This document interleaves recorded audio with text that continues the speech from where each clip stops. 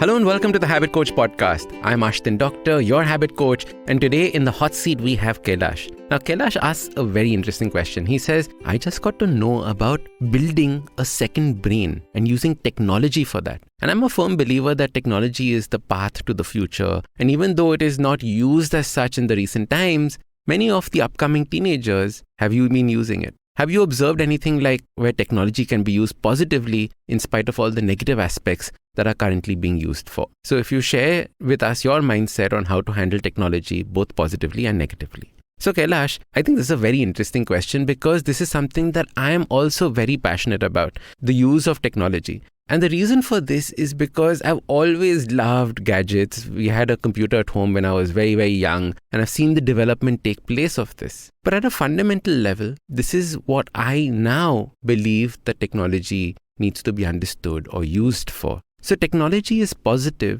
when it works in line with nature, all right? Technology is negative when it works to try and change nature. Now, this is a very, very important thought process because as human beings, what we do is we constantly try to control everything else around us, right? We're the only creatures that are constantly making a change to the environment, not living by the natural laws. We're trying to change them. We're constantly trying to break that barrier, see how we are in charge of things. And whenever we try to do that, something bad ends up happening. And the reason for that is because we are playing with forces far greater than our own power. Now, you can have technology that is used in line with nature, that helps nature and helps you grow as well. I think also there is technology that works together, that brings mankind together, that creates a community. I think that is very good. For example, there was a story that was recently done where in a college, in a class, there were 20 kids there.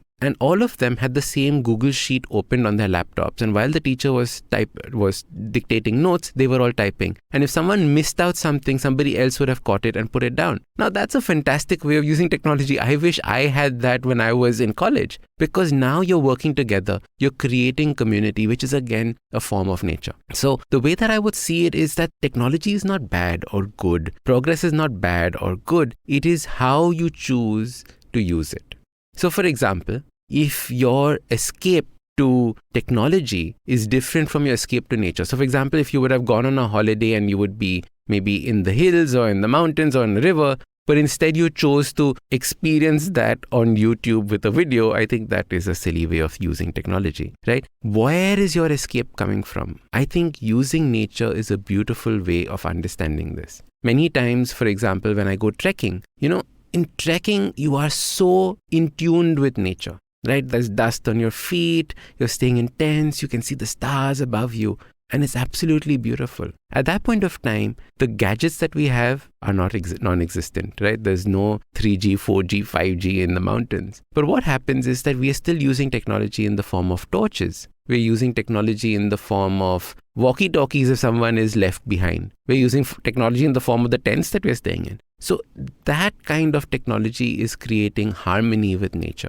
And in fact, there are two things that I want to share further on this topic. The first is that the Native Americans and all tribal cultures talk about how they use technology along with nature and the respect that they have for it. And I think as a society, we've completely lost that. But the second, more important, interesting way of thinking about it is, we're all familiar with Charles Darwin, right? And his theory of evolution. But did you know that before Darwin, there was a scientist that had come up with a theory of evolution that was not based on survival of the fittest? You see, survival of the fittest is all about becoming better and war and conquering others. Now, human beings, if you've noticed, we've stopped evolving because we've conquered the ultimate. We've tried to conquer nature itself. So what do we need to evolve for? Instead, that scientist before Darwin, he said something very interesting. He said that evolution did not take place by survival of the fittest. Evolution took place with the person or with the creature that was most in harmony with the environment around it. So the one that could adapt survived, not the one that was the fittest to survive. And I think that's a nice distinction and it puts everything in place. Are you living it in harmony with the world around you? Be it a city,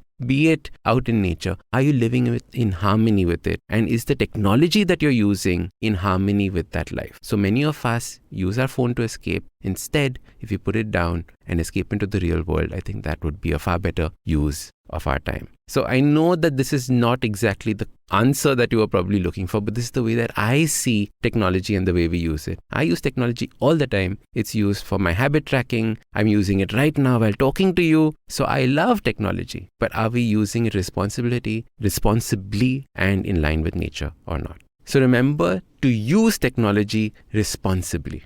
Now, if you want me to answer your question on the next Hot Seat episode, check out the link below and send me a nice, juicy, long question that you have, and I'm going to answer it on the next Hot Seat episode. I'm Ashdin Doctor, your habit coach, and remember, awesome lives start with awesome habits. Now, if you like this podcast, don't forget to check out other interesting podcasts on the IVM network. You can listen to us on the IVM Podcast app or ivmpodcast.com. You can also follow us on social media. We are at IVM Podcast on Twitter and Instagram. If you want to reach out to me, I am at Ashdin Doc on Twitter and Instagram. We have a brand new habit coaching online course, quizzes, videos, and a lot more on the website awesome180.com. So check it out now.